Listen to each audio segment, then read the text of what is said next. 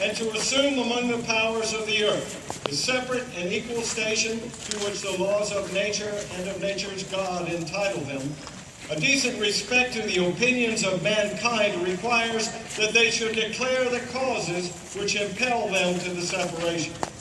We hold these truths to be self-evident, that all men are created equal, that they are endowed by their Creator with certain unalienable rights, that among these are life, liberty, and the pursuit of happiness, and to secure all men created equal. People of a once happy colony have now declared themselves to be free and independent of Great Britain. I am truly astonished as to what admirable it is for its comprehension and calm dignity. This declaration shall give a new spring to all that we pursue. All men created equal. I wonder if even for an instant it had crossed their minds that they might have expressed it to say that all people are created equal, or to say all of humankind is created equal, as they are so concerned at their oppression by the British as regards to government. I wonder if their thoughts on representation and equality have ever wandered in the direction of our sex. When they say all men, do we not understand them to mean all of humankind? Why would such a notion occur to you? Government is men's business. It's best we leave them to attend to it. All men created equal? Well, does this mean that we will be made free? Does this mean that slavery will finally be put to an end? The only thing that needs to be put to an end is any foolish thinking of this making you free. Because I can tell you that's the last thing they intend to make happen. this Congress has taken the wrong path to addressing our grievances. If security of our own internal government and exemption from British taxation could have been attained, then our prosperity would have been best promoted by preserving our union with Britain. What choice was the Congress given? What choice will we given? For the past 11 years, the King and Parliament has done nothing but impose upon us a malicious will that has eroded our rights as Britons. So far as I can see, sir, this Congress has done nothing right. They are but a pack of rascals. At every turn, every wrong, we petition peaceably, with all humility. And how are our petitions redressed? Besides taxing us without our consent, denying us the trial by jury and other rights that have always been ours. They have cut off all of our trade. The King has declared war upon us and put us out of his protection. If we are no longer entitled to the rights as Britons, then the time has come for us to know our rights as Americans. I approve that a wife to one of the delegates from Congress from Massachusetts wrote to her husband that in writing a new code of laws they should remember the ladies and be more generous and favorable to our sex than our ancestors had been. I also understand that she said if care and attention are not paid to the ladies, then we might well foment our own rebellion and not hold ourselves bound by any laws in which we have no voice or representation. Well, I cannot say I am not of her mind. Here, here. Well, has there not been more of a growing feeling toward ending slavery? Now, more Quakers and Baptists in Virginia, they have been calling for abolition. The word is that some of those men in Congress believe that slavery should end. And why else would they put those words in their own men created equal? I was there in Philadelphia. I was standing right outside the hall where the congressmen were having the argument about slavery.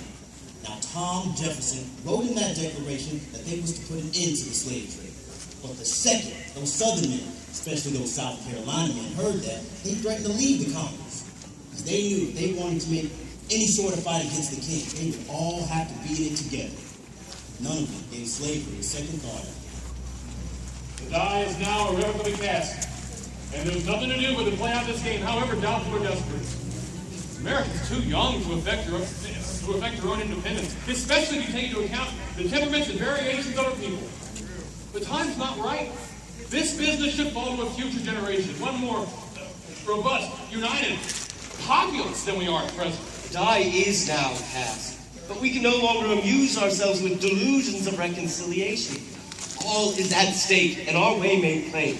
We have put on the harness, and it cannot be put off until we see our country made a land of freedom and security, an asylum to all who seek liberty and happiness.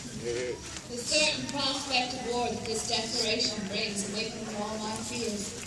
I can see nothing in it but melancholy events and disastrous consequences. Can it truly be worth the lives of our husbands, brothers, and sons? whatever degradations it must bring to us women. We can only pray that whatever suffering and hardship that we may know or be forced to endure during this fight for independence, that at its far end, the lot of all humankind will know new hopes for improved lives. Well, these American men can win their freedom from the king, and they should feel more like giving freedom then. This has nothing to do with you or me or any slave.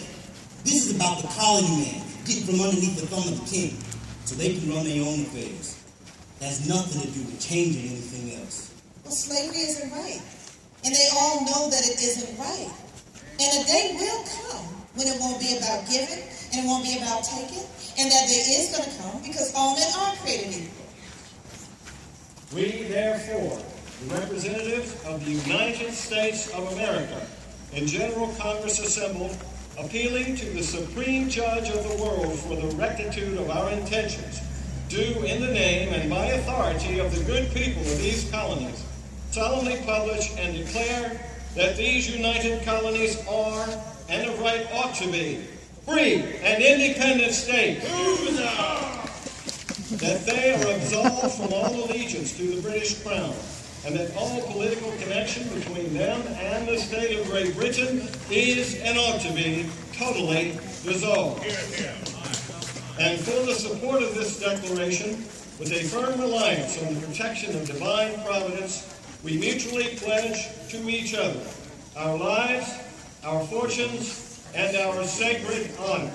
May God bless these United States.